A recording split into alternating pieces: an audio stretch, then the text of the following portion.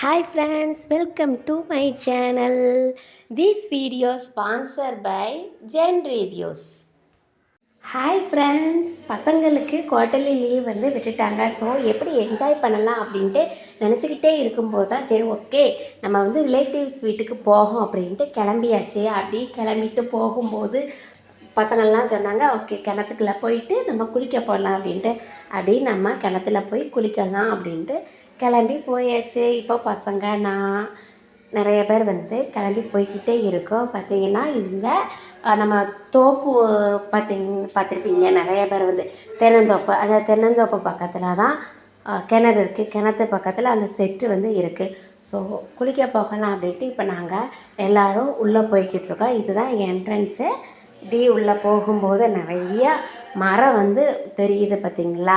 இங்கே தான் நிறைய தென்னந்தோப்பு இருக்குது. இது வந்து தேங்காய் மரம், நிறையா ஓலை. இது வந்து ஓலை வந்து பார்த்திங்கன்னா காஞ்சு போய் கீழே வந்து கிடக்கு. இதுக்கு முன்னாடி நம்ம விறகு அடுப்பு வந்து எல்லாருமே யூஸ் பண்ணிக்கிட்டு இருப்பாங்க. அப்படி விறகு அடுப்பை யூஸ் பண்ணும்போது இந்த மாதிரி தோப்பில் வந்து இவ்வளோ கணம் வந்து நிறையா வந்து கிடக்கவே கிடக்காது. ஏன்னா நிறைய பேர் இப்போ வந்து சிலிண்டருக்கு, கேஸுக்கு இதெல்லாம் மாறிட்டாங்க. கேஸுக்கு மாறினதுலேருந்து இந்த தென்னந்தோப்பில் கிடக்கிற ஓலை இதெல்லாம் நிறைய பேர் மறந்துட்டாங்க. விறகடுப்பை யூஸ் பண்ணாங்க அப்படின்னா கண்டிப்பாக இது எல்லாமே காலியாக இருக்கும். பாருங்கள் பசங்க எப்படி என்ஜாய் பண்ணுறாங்க அப்படின்ட்டு. இன்றைக்கி நானும் என்ஜாய் பண்ண போகிறேன். டெய்லி கிச்சன்லே தான் கிடக்கும். என்னைக்காச்சும் ஒரு நாள் என்ஜாய் பண்ணுவோம் அப்படின்ட்டு இந்த குவார்ட்டர்லி லீவில் பசங்களோட அப்படின்ட்டு கிளம்பி இங்கே வந்தாச்சு. சூப்பராக இருக்குது. தண்ணியை பார்த்தாலும் யாருக்காச்சும் குளிக்க தான் தோணும்.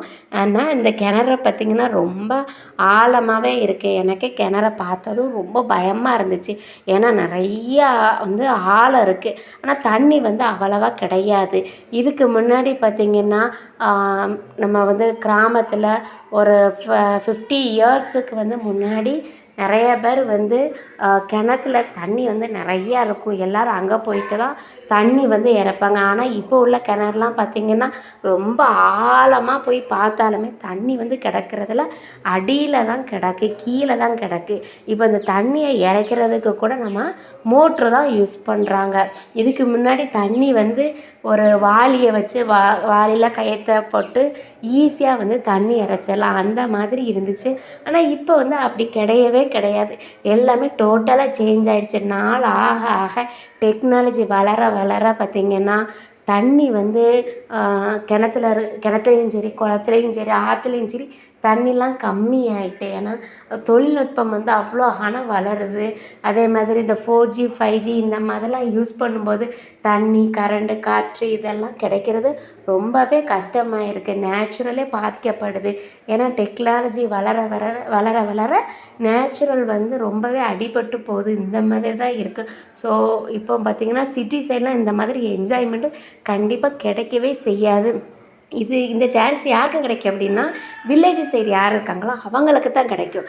இப்போ பார்த்திங்கன்னா நம்ம தென்னந்தோப்புக்கு தான் போயிருக்கோம். இதில் பார்த்திங்கன்னா மல்லிகைப்பூ செடி, கனகாமர செடி, நிறைய செடி வந்து வீட்டுக்கு யூஸ் பண்ணுறக்கூடிய எல்லா செடியும் வந்து பார்த்திங்கன்னா இந்த தென்னந்தோப்பில் இருக்குது. இப்போது இந்த தென்னந்தோப்பில் நிறைய தேங்காய் வந்து நம்மளுக்கு வந்து ஈஸியாக கிடைக்கும். ஸோ இப்போது வில்லேஜ் சைடு தான் பார்த்திங்கன்னா நிறைய இந்த தென்னந்தோப்பு, தேங்காய் மரம்லாம் வளர்க்கும்போது நம்மளுக்கு வந்து ஈஸியாக வந்து அந்த கோகோனட் ஆயில் வந்து நம்மளுக்கு கிடைக்கும். இப்போ சிட்டி சைட்லாம் பார்த்திங்கன்னா கோகோனட் ஆயில் வந்து ஹை ரேட்டில் இருக்கும். ஆனால் நம்ம வில்லேஜ் சைடு அப்படியே கிடையாது. ஏன்னா இங்கே தான் மேனுஃபேக்சர் பண்ணுறதுனால ஈஸியாக நம்மளுக்கு வந்து அமௌண்ட் வந்து கம்மியாகுது. இப்போ வில்லேஜ் சைடு டோட்டலாக வந்து கொஞ்சம் கொஞ்சமாக சேஞ்ச் ஆகிக்கிட்டே இருக்குது. எங்கே பார்த்தாலும் பார்த்திங்கன்னா கட்டடம் வந்து அதிகமாக இருக்குது. நிறைய பேர் வந்து ஓடு வீட்டில் இருந்து காங்கிரீட் வீட்டுக்கு வந்து மாறிக்கிட்டே வராங்க. ஸோ இந்த மாதிரி வந்து சேஞ்ச் ஆகிக்கிட்டு இருக்கும்போது நிறையா வந்து எம்டி பிளேஸ்லாம் நிறைய பில்டிங் தான் வந்து வந்துக்கிட்டுருக்கு. ஸோ இந்த மாதிரி தென்னந்தோப்பு, வயல் இதெல்லாம் பார்த்திங்கன்னா எல்லாருமே கொஞ்சம் கொஞ்சமாக அழிச்சிக்கிட்டே வர்றாங்க. அதே மாதிரி இப்போ ரோடு சைடுலாம் பார்த்திங்கன்னா நிறையா வயல் வந்து இருக்குது. அது கவர்மெண்ட் என்ன செய்கிறாங்க அப்படின்னா ரோடை வந்து கொஞ்சம் பெருசுப்படுத்தணும், அகலமாக்கணும் அப்படின்ட்டு அந்த வயல்வெளியை கூட கொஞ்சம் கொஞ்சமாக இப்போ அழிச்சிக்கிட்டே வர்றாங்க.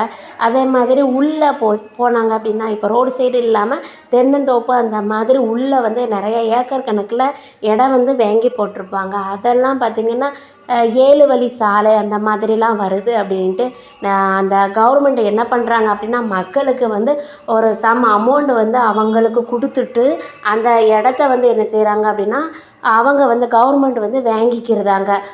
கம்மியான அமௌண்ட்டு தான் ஆனால் கொடுக்குறாங்க. ஆனால் நிறைய பேர் பார்த்திங்கன்னா ரோடு வரப்போகுது கவர்மெண்ட் கேட்குறாங்க அப்படின்ட்டு அந்த மாதிரி வந்து அமௌண்ட்டு வந்து வாங்கிட்டு அவங்களுடைய இடத்தையும் கொடுத்துருதாங்க. ஸோ இந்த மாதிரி பண்ணும்போது பார்த்திங்கன்னா நம்மளுக்கு வந்து ஒரு விவசாயம் வந்து பண்ணும்போது கண்டிப்பாக அந்த ஃபுட்டுக்கு வந்து என்ன செய்வாங்க, ஏன்னா ஃபுட்டு வந்து நம்ம வந்து ஒரு விளைய போட போகிறோம் அப்படின்னா கண்டிப்பாக வந்து ஒரு இடம் வந்து தேவை. ஆனால் அந்த இடத்த என்ன பண்ணுறாங்க அப்படின்னா கவர்மெண்ட் வந்து ரோடு இந்த பில்டிங் கட்டுறதுக்கு இந்த மாதிரி வாங்கும்போது கண்டிப்பாக வந்து ஃப்யூச்சரில் சாப்பாட்டுக்கு கூட வழி இல்லாமல் ஆயிரும். அந்த மாதிரி தான் இப்போ டெக்னாலஜி வந்து போய்கிட்டு இருக்குது. ஃபஸ்ட்டு பார்த்திங்கன்னா 2G 3G அப்படின்னு இருந்துச்சு. இப்போ 5G அந்த மாதிரி யூஸ் பண்ணுற அளவுக்கு நம்ம மொபைலில் ரொம்பவே எல்லாருமே அடிக்ட் ஆகி இருக்காங்க. இந்த மாதிரி போகும்போது கண்டிப்பாக ஃப்யூச்சரில் சாப்பிட்றதுக்கு கூட என்ன பண்ணலாம் அப்படின்ட்டு ரொம்பவே யோசிக்க மாதிரி வரும்.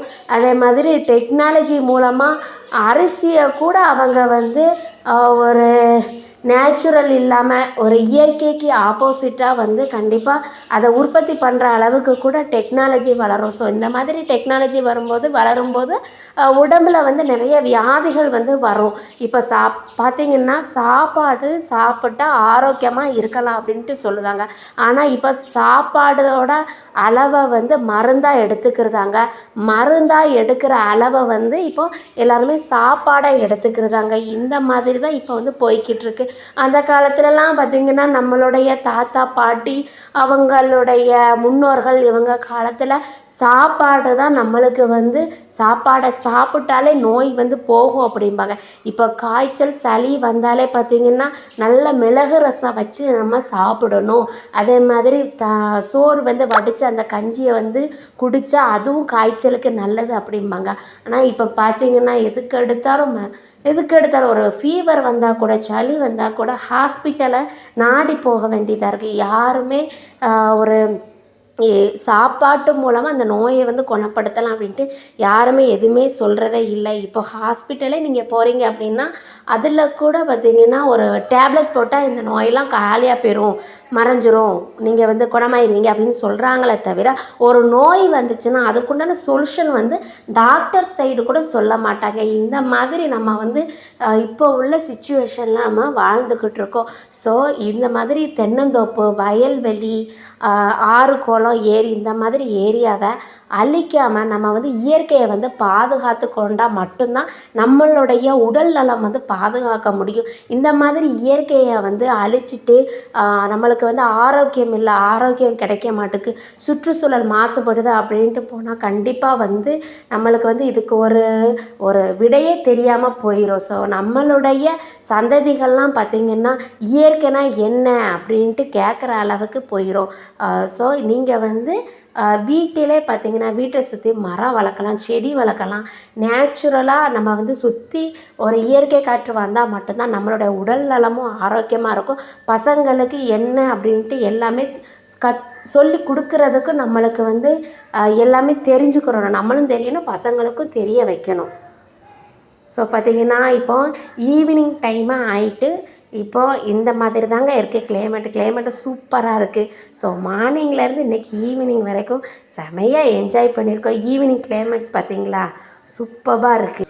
இந்த மாதிரி ஐஸ் வந்து யாரெல்லாம் சாப்பிட்ருக்கீங்க? நம்மளாம் பார்த்திங்கன்னா ஒரு 20 வருஷத்துக்கு முன்னாடி இந்த ஐஸை வந்து சாப்பிட்ருக்கேன். இப்போலாம் கிடைக்கிறதே இல்லை. அப்படியே சும்மா அப்படியே வாக் பண்ணலாம் அப்படின்ட்டு ஈவினிங் டைம் அப்படி ரோடு சைடு வந்து வாக் பண்ணிக்கிட்டே இருந்தோம். சூப்பராக இருந்துச்சு. அந்த கிளைமேட்டும் சூப்பராக இருக்குது. ஈவினிங் டைம் வந்து யாரெல்லாம் வந்து ரோடு சைடு வாக் பண்ணுறதுக்கு ரொம்ப ரொம்ப பிடிக்கும். அதுக்காக டெய்லிலாம் வாக் பண்ண முடியாது. சம்டைம்ஸ் எப்போவாச்சும் இந்த ஒரு சான்ஸ் வந்து கிடைக்கும்போது கண்டிப்பாக வந்து அதை மிஸ் பண்ணிடக்கூடாது. அப்படியே வாக் பண்ணிக்கிட்டு இருக்கும்போது ஒரு கவர்மெண்ட் ஸ்கூல் வந்துச்சு. இது நாங்கள் இருக்கிற இந்த ஏரியாவில் உள்ள ஸ்கூல் தான். அதாவது இப்போ ரிலேட்டிவ்ஸ் வீட்டுக்கு போயிருக்கோம்.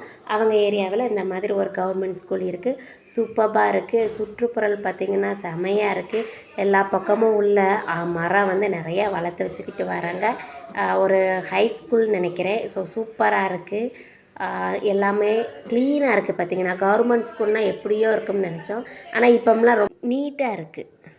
ஓகே ஃப்ரெண்ட்ஸ், இன்றைக்கி நாங்கள் எப்படிலாம் என்ஜாய் பண்ணோம் அப்படின்ட்டு நான் உங்கள்கிட்ட ஷேர் பண்ணியிருக்கேன். நீங்களும் உங்களுடைய குவார்ட்டர்லி லீவில் எந்த மாதிரி நீங்கள் வந்து என்ஜாய் பண்ணீங்க அப்படின்ட்டு கமெண்ட்டில் சொல்லுங்கள்.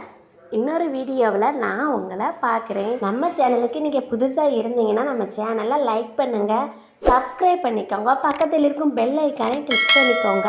அப்போ தான் நான் போடுற வீடியோ உங்களுக்கு நோட்டிஃபிகேஷனாக வரும்.